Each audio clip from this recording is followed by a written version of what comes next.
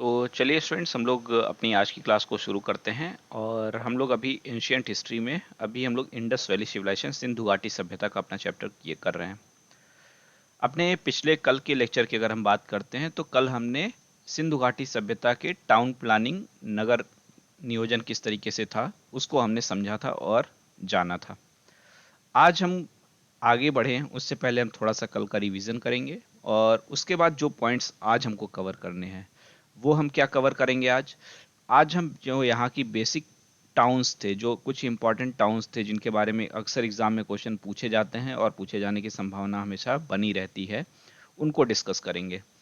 और उसके साथ में हम लोग यहाँ पर आज जो देखेंगे किस तरीके का यहाँ का इकोनॉमिकल लाइफ था, आर्थिक जीवन था, सामाजिक जीवन था, राजनीतिक जीवन था, धार्मिक जीवन था, religious, economical, political, social life किस तरीके से थी, उसको भी जानने और समझने का प्रयास करेंगे।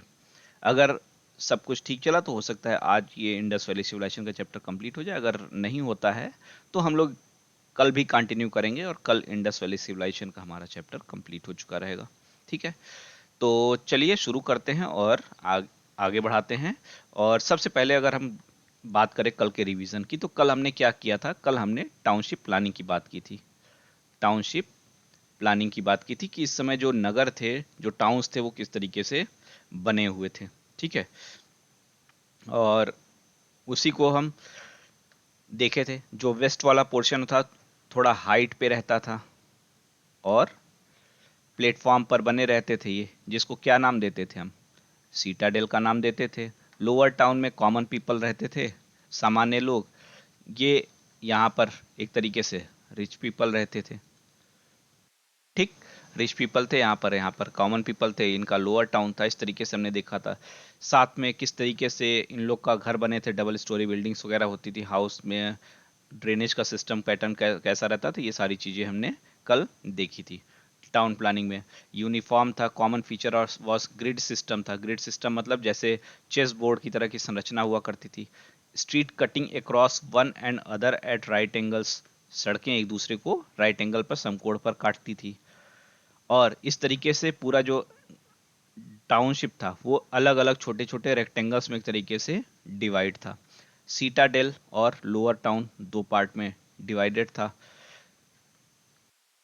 सड़कों के किनारे से गलियां निकली थी जिनके किनारों पर हाउसेस बने हुए थे, जिनके लिए ड्रेनेज का अच्छा एक सिस्टम किया गया था।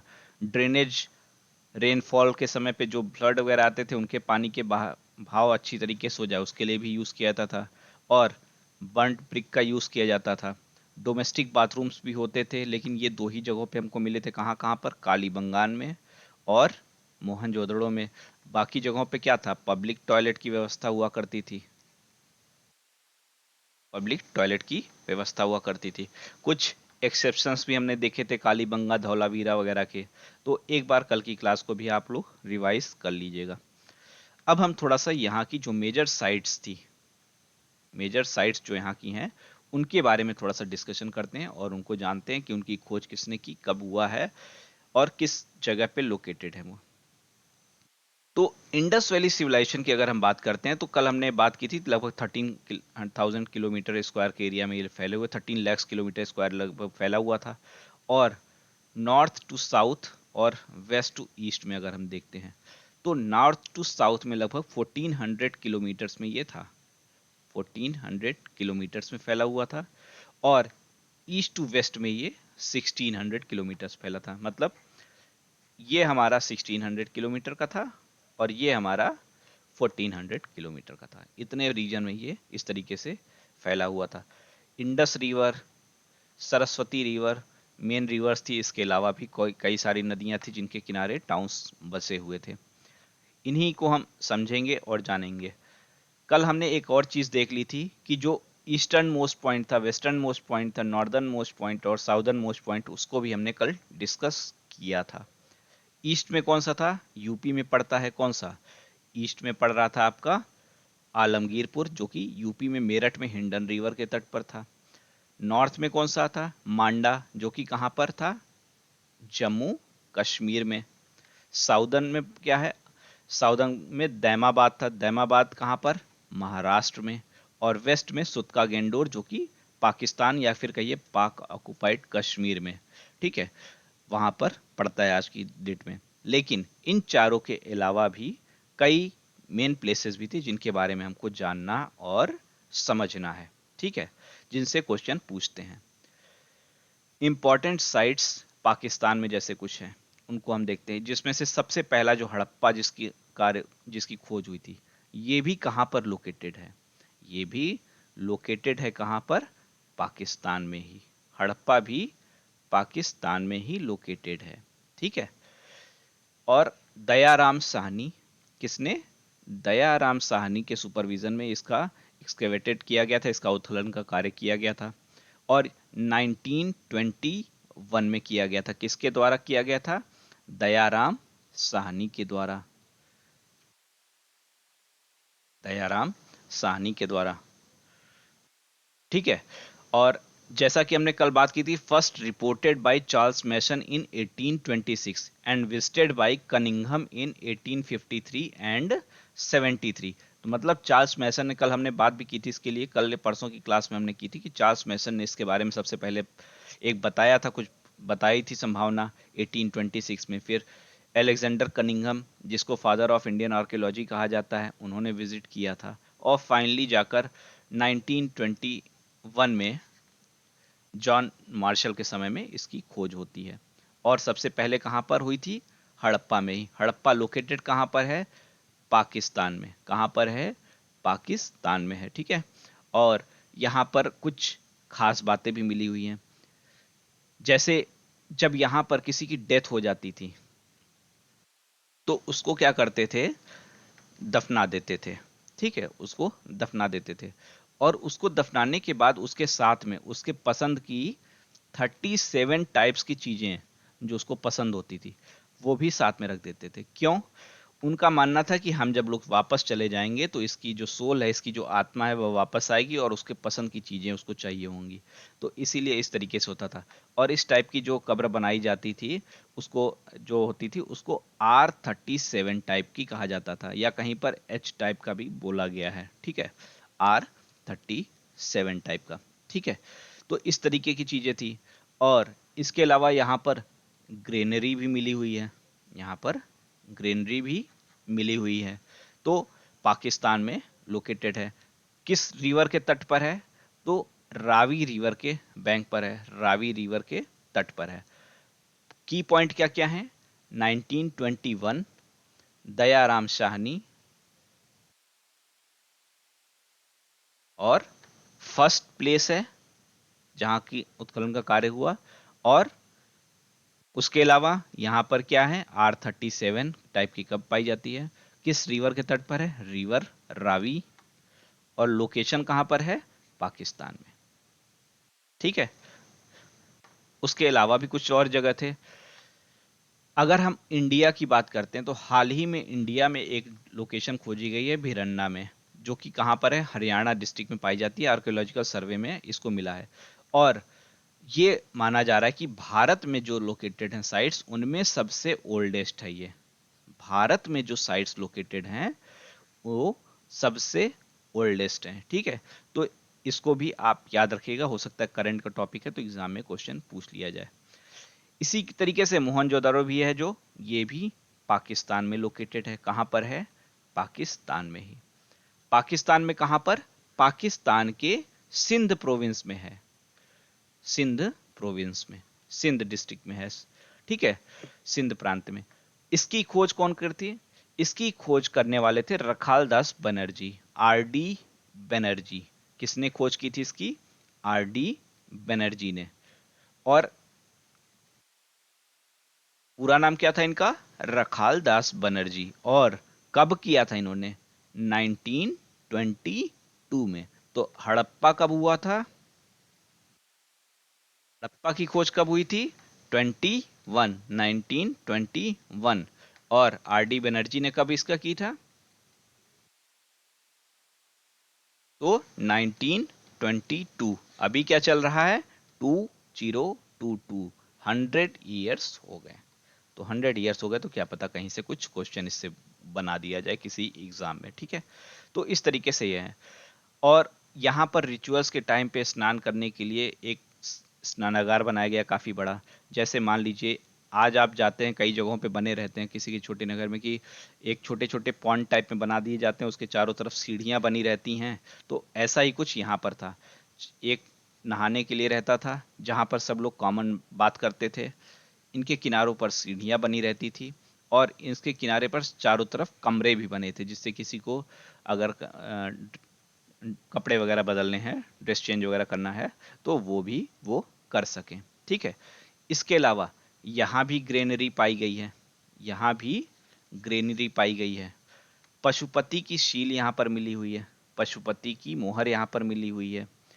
डांसिंग गर्ल की प्रतिमा मिली है जो कि किसकी बनी है, ब्रॉन्ज की। डांसिंग गर्ल की स्टेचू मिली है जो कि ब्रॉन्ज की बनी हुई है, कांसे की, ब्रॉन्ज की बनी डांसिंग गर्ल।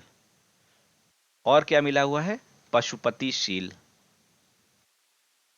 पशुपति सील मिला हुआ है। सिलेंड्रिकल सील भी कुछ मिले हुए हैं। स्टेटलाइट के बने हुए एक पुरोहित की मूर्ति यहाँ पर बनी हुई, जिसको इमेज हम आर्ट एंड कल्चर वगैरह में देखेंगे, उसको डिटेल में करेंगे। ये जितने भी पॉइंट हैं इनको हम डिटेल आर्ट एंड कल्चर में करेंगे। यहाँ पर आप बस समझ लीजिए कि चीज़ें यहाँ पर मिली हैं कैसी हैं, क्या इनके फीचर्स वगैरह हैं, वो हम वहाँ पर देखेंगे। इसके अलावा मदर गॉडेस की भी यहाँ पर प्रतिमा मिली हुई है। योगी और ग्रेनरी ये भी यहाँ पर मिले हुए हैं। तो क्या क्या चीजें हमको मोहनजोदड़ो में मिलती है, पशुपति शील,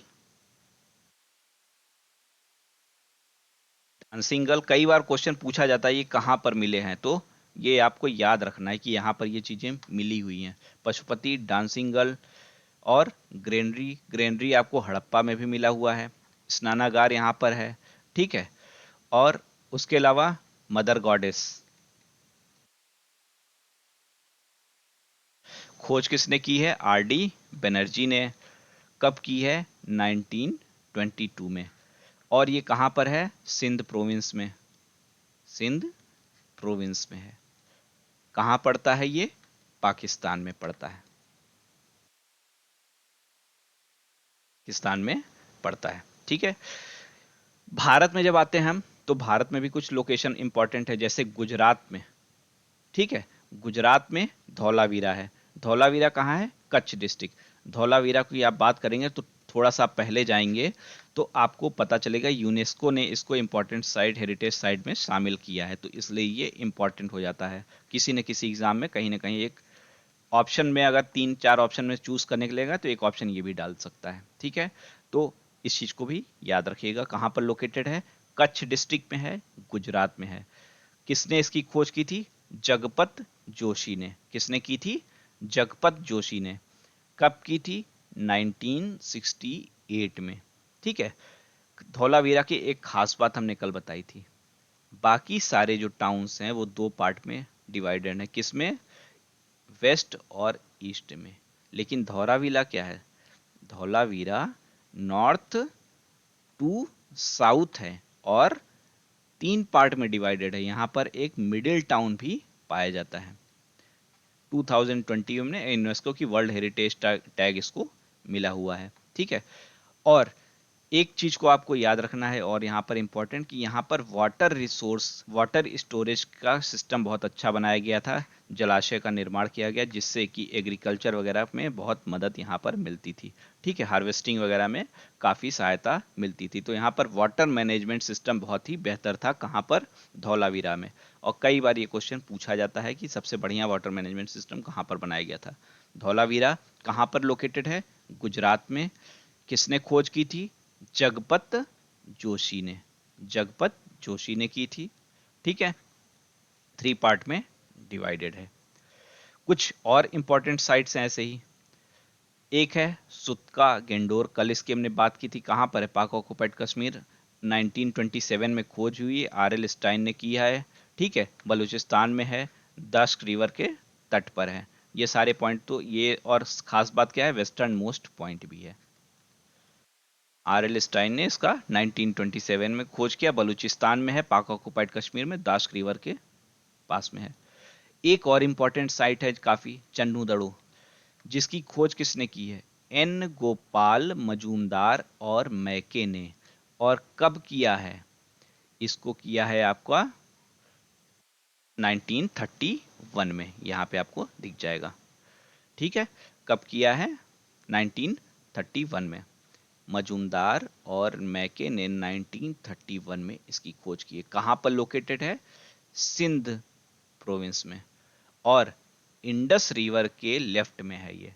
अगर ये इंडस रिवर है, इधर फ्लो कर रही है, तो आप इधर मुंह करके खड़े हो जाएंगे और टाइटेनिक पोज में अपना हाथ अगर फैला देंगे, तो जिधर आपका लेफ्ट हैंड होगा वो लेफ्ट बैंक हुआ, जिधर आपका राइट हैंड हुआ वो राइट बैंक हुआ। तो आपका चन्नू दड़ो कहाँ पे है? इंडस रिवर के लेफ्ट में है। किसने खोज की है? मजूमदार और मैके ने, डबल एम से याद रख लीजिएगा। कब की है? 1931 में। मजूमदार साहब ने एक और खोज की थी, आमरी की। किसकी? आमरी की। कहां पर लोकेटेड है? 1921 में सिंध में, और ये भी इंडस रिवर के किनारे है। जो भी सिंध में साइट मिल रही हैं वो आप अंडरस्टूड रखिएगा, कहां पर पड़ेंगे? पाकिस्तान में। कहां पर होंगे? पाकिस्तान में। सिंध में, पाकिस्तान में। आमरी, एनजी मजूमदार 1929। तो अगर कभी तीन ऑप्शन दे दे, 1 2 3, मान लीजिए यहां पे लिख दिया लोथल, यहां पर लिख दिया आमरी, और यहां पर लिख दिया क्या? आपका चन्नू दड़ो, और आपसे पूछ लिया जाए कि इन तीन में से कौन कौन सी साइट के खोज किसने किए हैं? एनजी मजूमदार ने। तो आप क्या चूज करेंगे? 1 और 2 को। क्वेश्चन सिंपल से ऐसे ही बनाए जाते हैं, कोई बहुत कठिन क्वेश्चन कभी नहीं आते हैं। ठीक। Kalibangan was discovered by Ghosh, Ghosh नहीं, घोष होगा, in 1955 and situated in Rajasthan on left bank of Ghaggar. Kalibangan India का एक बहुत ही इंपॉर्टेंट साइट है। ठीक है, आपको याद होगा कल हमने यहाँ पर बताया भी था कि कुछ यहाँ पे एक्सेप्शंस भी हैं। लोगों के पास क्या थी? अपने प्राइवेट टॉयलेट थे, अलंकृत ईंटों का प्रयोग किया गया, डेकोरेटिव ब्रिक्स का प्रयोग किया गया, ये सारी चीज़ें कल हमने बात की थी। ठीक है, किस रिवर के तट पर है? घग्गर रिवर। और कब इसकी खोज हुई? 1955 में। किस स्टेट में है? राजस्थान में। इंडिया वालों की स्टेट जरूर याद रखिएगा। ठीक है, धौलावीरा कहाँ था? गुजरात में। और ये कहां पर है? ये है राजस्थान में। घोष जी ने इसकी खोज कर रखी है। कालीबंगान के बाद में एक कोटा ददीजी भी प्लेस है, जिसकी खोज 1955 में फैसल खान ने की है। ये भी इंडस रिवर के किनारे है। ये एक अर्ली हड़प्पन पीरियड जो था, जो हमने कहा था कि पहले अर्ली था, फिर मेच्योर आया, फिर लेटर आया, तो ये अर्ली पीरियड में भी ये लोकेशन था। अर्ली में भी ये जगह पाई जाती थी। ठीक है,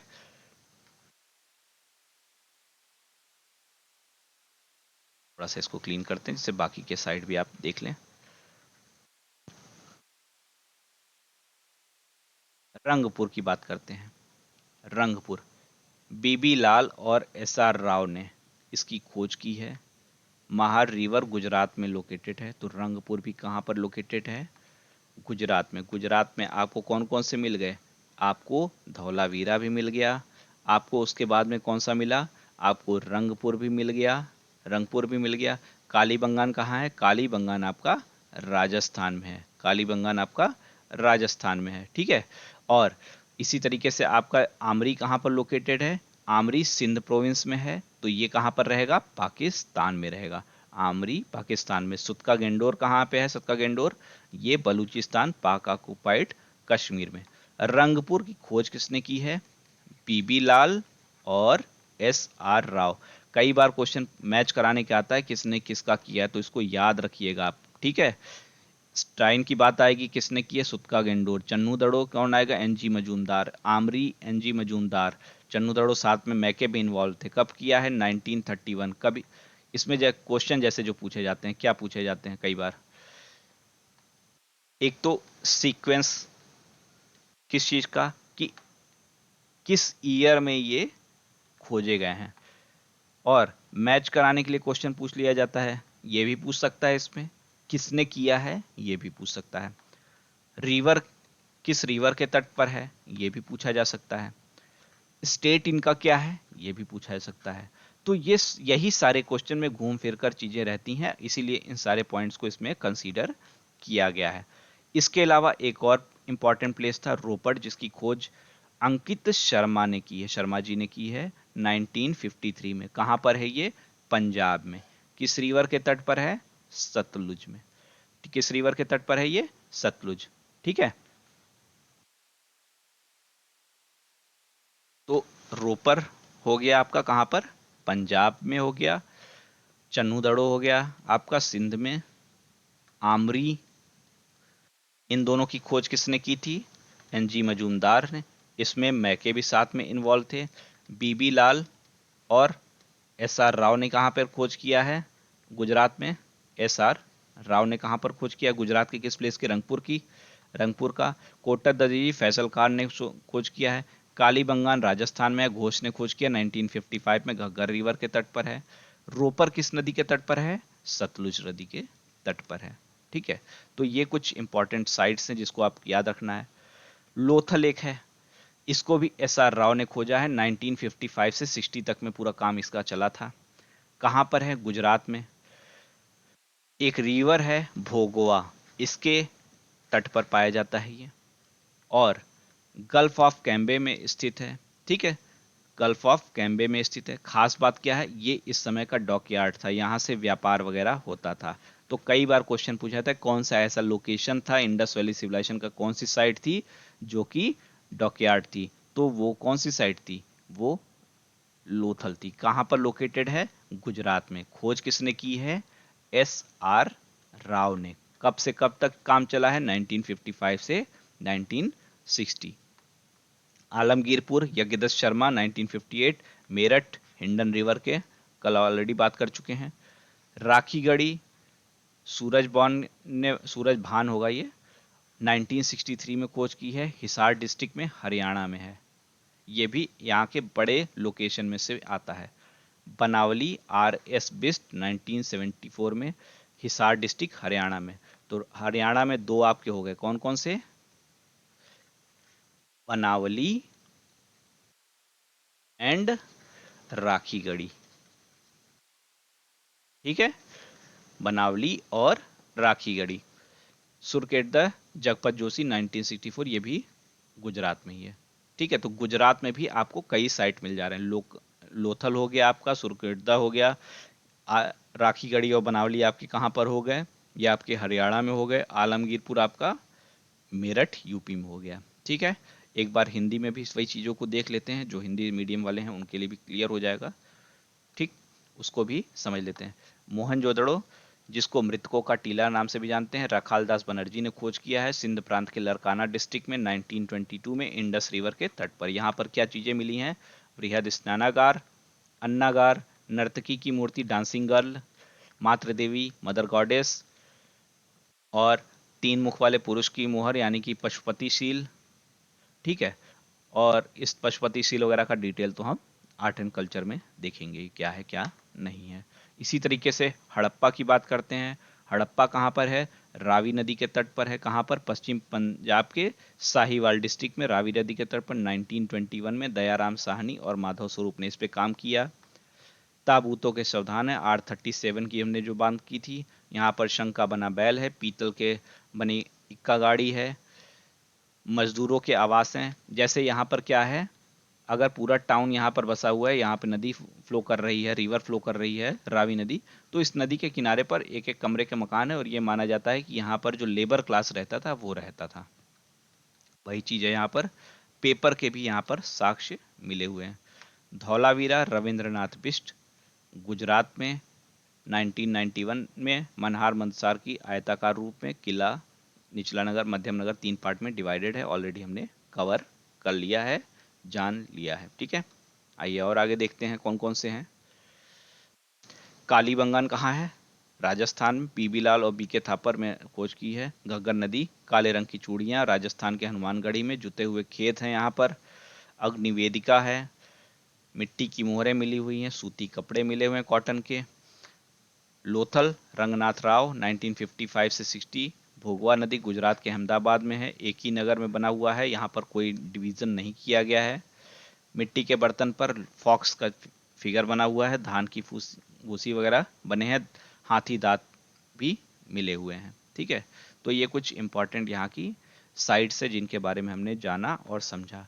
चन्नू दड़ो, एनजी मजूमदार और मैके, 1934 सिंध में मनके का कारखाना, और एकमात्र संदेह स्थल जो दुर्गीकृत नहीं है, यह फोर्टिफाइड नहीं है, याद रखिएगा, दुर्गीकृत नहीं है। बनावली की खोज भी रविन्द्रनाथ बिष्ट ने की है, 74 में, हरियाणा में स्थित है। सुतका गेंडोर की बात हमने की, पाकिस्तान के बलूचिस्तान में।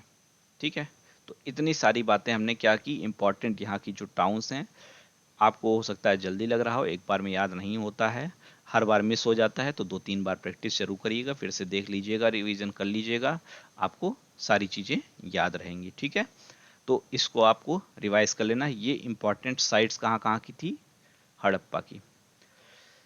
अब थोड़ा सा हम चीज़ों को चेंज करते हैं। ठीक, चीज़ों को चेंज करते हैं और यहाँ की जो इकोनॉमिकल लाइफ थी उस पे हम चलते हैं। सामाजिक और इकोनॉमिकल, सोशल और इकोनॉमिकल लाइफ।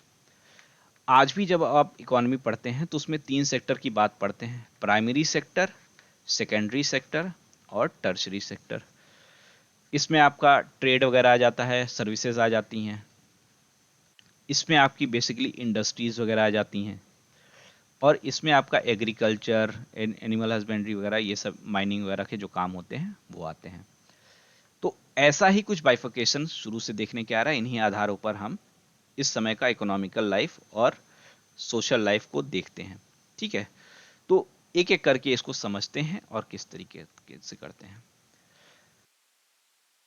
एक चीज तो आप बेसिक चीज थोड़ा सा समझिए, अगर किसी पर्सन के पास में 1000 रुपीज हैं और किसी पर्सन के पास में 100 रुपए हैं, एक व्यक्ति के पास में 1000 रुपए हैं और एक व्यक्ति के पास में 100 रुपए हैं, तो अगर इसको भी कहा जाए कि ये आपको ये 1000 रुपए आज के आज खर्च कर देने हैं, कुछ आप बचा सकते हो तो ठीक है, लेकिन आज ही पूरा करना है, लेकिन ज्यादातर पोर्शन खर्च करने पर फोकस करना है, इससे भी सेम चीज कहा जाए तो सुबह 6 बजे से शाम के 6 बजे तक इनसे कहा जाए कि आपको ये खर्च करना है।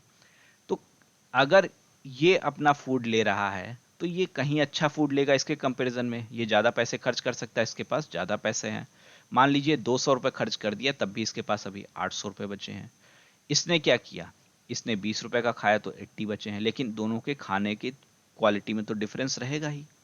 फिर इसको मन हुआ मूवी देख लिया, 200 का मूवी देख लिया, लेकिन इसके पास मूवी का ऑप्शन नहीं है, बाकी मूवी देख लिया तो फिर बाकी के काम कैसे करेगा, ये मूवी नहीं देखेगा।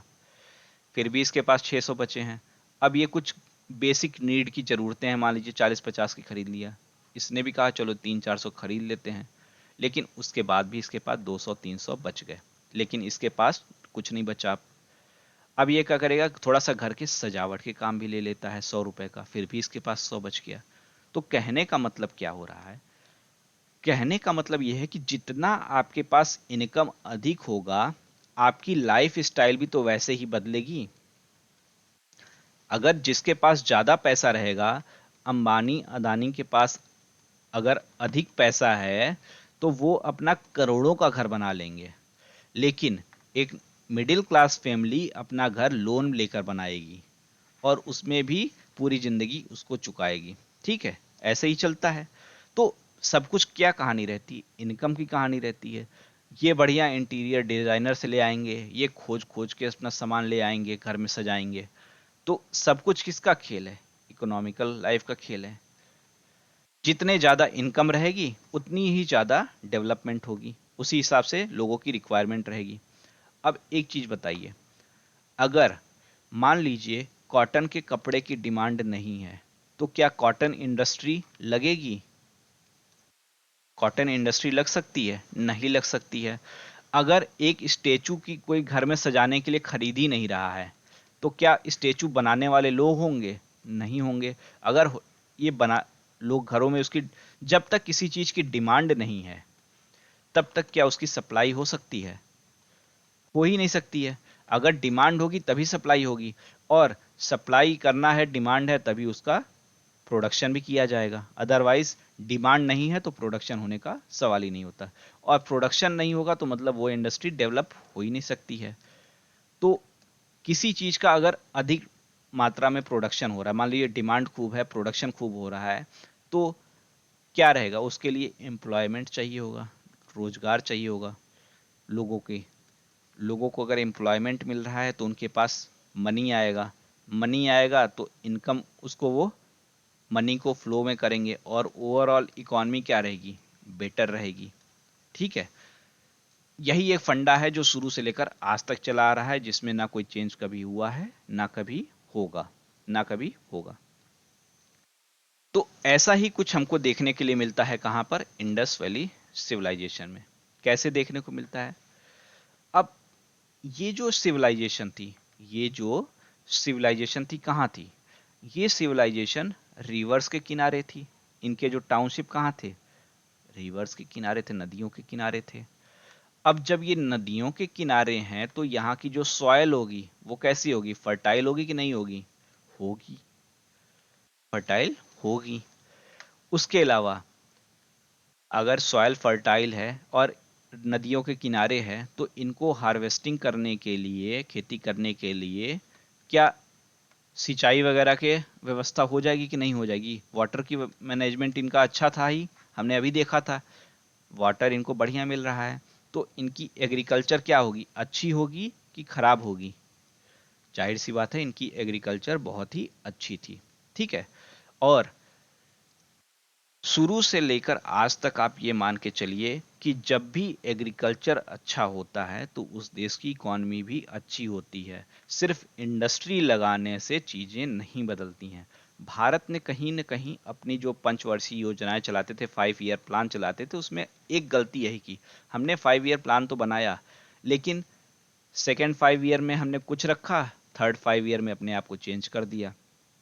एक समय हम रखते हैं पहले कि हम इंडस्ट्री डेवलप करेंगे, पूरी तरीके से इंडस्ट्री डेवलप करने के बजाय इस समय हमने एग्रीकल्चर पर कोई फोकस नहीं किया, सिर्फ इंडस्ट्री इंडस्ट्री में लगे रहे।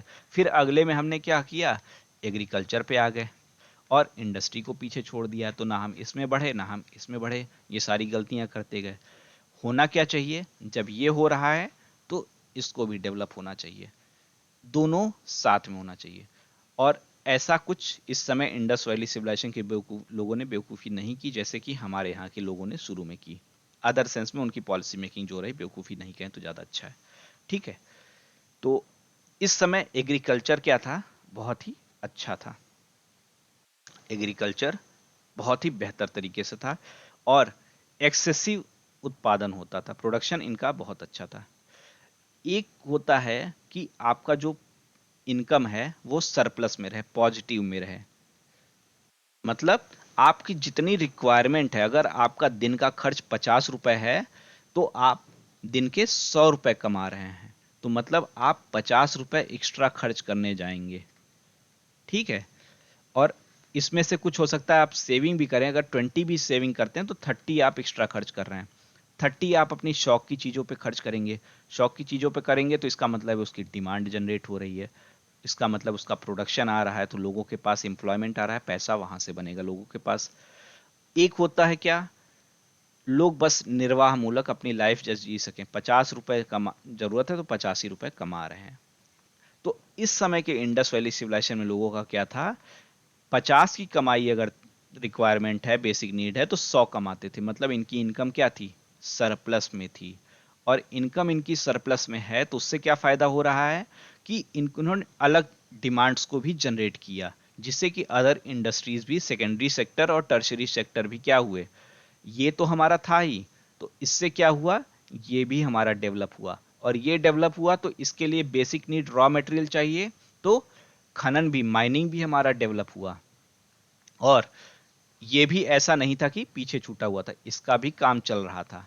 और अगर सरप्लस में इनकम हो रही है, अगर सरप्लस में इनकम हो रही है तो उसका ट्रेड भी होगा, इंपोर्ट एक्सपोर्ट होता है, इंपोर्ट और एक्सपोर्ट किया जाता है। अगर कोई डिमांड, आप कोई चीज आपके पास कम है, मान लीजिए आपको कुछ समय पहले अक्सर प्याज की, हमेशा समय ऑनियंस की हमारे यहाँ समस्या हो जाती है, हम कहते हैं हम इंपोर्ट करेंगे। अगर आपके देश में किसी चीज़ की कमी है तो आप उसको बाहर से मंगाओगे, तो उसके बदले में आपको पैसा देना पड़ेगा। ठीक है, तो आपके यहाँ से मनी बाहर गया। लेकिन अगर आपके पास में कोई चीज़ अधिक है तो आप उसको एक्सपोर्ट करोगे, एक्सपोर्ट करोगे तो वो आपको इनकम देगा, और वो आपको पैसे दे रहा है तो आपकी इकॉनमी और अच्छी हुई। तो इस समय लोगों का क्या था, एग्रीकल्चर सरप्लस में था। सरप्लस में था तो हमने यहाँ से चीज़ों को एक्सपोर्ट करना शुरू किया अदर सिविलाइजेशंस को। कौन कौन सी सिविलाइजेशन आपको याद होगा, कल हमने देखा था फिगर में कि मेसोपोटामिया जैसी जो सभ्यताएं थी, इजिप्ट की हो गई, मेसोपोटामिया की हो गई, इन सभ्यताओं को यहाँ पे बहरीन वगैरह में हम लोग क्या करते थे, एक्सपोर्ट करते थे। एक्सपोर्ट करते थे तो वहाँ से हमको क्या मिलता था, इनकम होती थी, और इनकम अच्छी होती थी, फिर उसको हम इनकम को दूसरे सेक्टर्स में, सेकेंडरी सेक्टर में, टर्शरी सेक्टर में और बढ़ावा मिलता था। तो ओवरऑल कह सकते हैं कि इस समय की जो इनकम थी वो सरप्लस में थी, लोगों की लाइफ स्टाइल बहुत ही अच्छी थी, और यही कारण था कि उन्होंने इंफ्रास्ट्रक्चर पे भी काफ़ी फोकस किया, और ये एक अर्बन सिविलाइजेशन हुआ करती थी। ठीक है, ये एक अर्बन सिविलाइजेशन थी। Agriculture was the backbone of the civilisation. The soil was fertile due to inundation of Indus river, and floods वगैरह भी आते थे उससे भी, और खेती वगैरह की हार्वेस्टिंग बढ़िया था यहाँ पर। कई फसलें होती थी, बार्ले, डेट्स, पीस, सीसम, मस्टर्ड, मिलेट, रागी, बाजरा, जवार। कई जगहों पे लोथल और रंगपुर में राइस भी मिला हुआ है।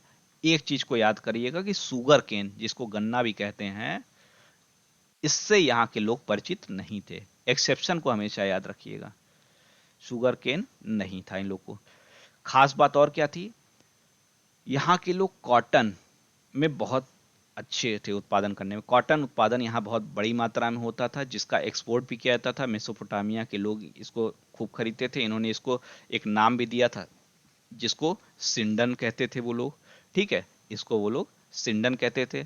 डैम्स, कैनाल्स का भी अरेंजमेंट था। धौलावीरा में काफ़ी अच्छी चीज़ें देखने को मिलती है, इसका बहुत ही बेहतर अरेंजमेंट देखने को मिलता है। तो एग्रीकल्चर में आपको यही पॉइंट देखने को मिलते हैं। यहाँ पर बेसिकली 9 तरीके की फसलें मिलती थी: गेहूं, कपास, तरबूज, राई, तिल, जौ, खजूर, मटर, सरसों। गन्ने के, शुगर केन का कोई वो नहीं है। पशुपालन भी था, बैल, गाय, भैंस, हिरण, सुअर, कुत्ते, ये सब के हैं। इसमें भी याद रखिएगा कि लॉयन का कोई, शेर का कोई साक्ष्य नहीं मिला है। शेर का कोई साक्ष्य नहीं मिला हुआ है। ठीक है, तो इस तरीके से हम देखते हैं कि यहाँ पर एग्रीकल्चर बहुत ही बेहतर तरीके में था। एग्रीकल्चर ने दूसरी चीज़ों को भी डेवलप किया। वही जो पॉइंट थे वही हमने क्या, ये प्राइमरी था। सरप्लस, नदी के किनारे, सॉयल उपजाऊ था, बनावली में हल मिला हुआ, जिससे पता चलता है कि इन्होंने टेक्नोलॉजी का भी यूज़ करते थे, इक्विपमेंट्स, औजारों का भी प्रयोग करते थे, टूल्स, टैकल्स यूज़ करते थे एग्रीकल्चर में। चावल मिले हुए हैं। ये सारी पॉइंट तो हमने देख लिए हैं। ठीक है, इसमें कुछ भी नया नहीं है। एनिमल्स का भी ये रखते थे, बफेलो, शिप, गोट्स, पिग्स वगैरह, एलिफेंट, डॉग्स, कैट्स, ये सारी चीज़ें इनको थी। खास बात याद रखिएगा कि camel bones are reported at Kalibangan. Lion का बारे में पता नहीं है, और एक हॉर्सेस के बारे में डिस्प्यूट रहता है, लेकिन हॉर्सेस को भी नहीं माना जाता। एक बार यूपीएससी में इसी ऐसा डिस्प्यूटेड एक क्वेश्चन भी आ गया था, जिसका मैटर सुप्रीम कोर्ट तक चला गया था, लेकिन हॉर्सेस के बारे में भी इसको नहीं है। हॉर्स मिले हैं, इसकी अवशेष मिले हैं, लेकिन कार्बन डेटिंग के आधार पर जब देखा गया तो टाइम ड्यूरेशन इसका इससे मैच नहीं खाता है। ठीक है, तो मेजर जो टाउन्स हैं, और उसके अलावा जो मेजर टाउन्स के अलावा जो हमारे क्या हैं, इकोनॉमिकल लाइफ, एग्रीकल्चर, ये सारी चीज़ें हमने कवर कर ली। ठीक है, नेक्स्ट क्लास में हम क्या करेंगे, इस समय का रिलीजियस और सोशल लाइफ देखेंगे कल। ठीक है, तो इसको हम अभी आज इतने पे रखते हैं। अगर आप लोग का कोई क्वेश्चन है तो पूछिए।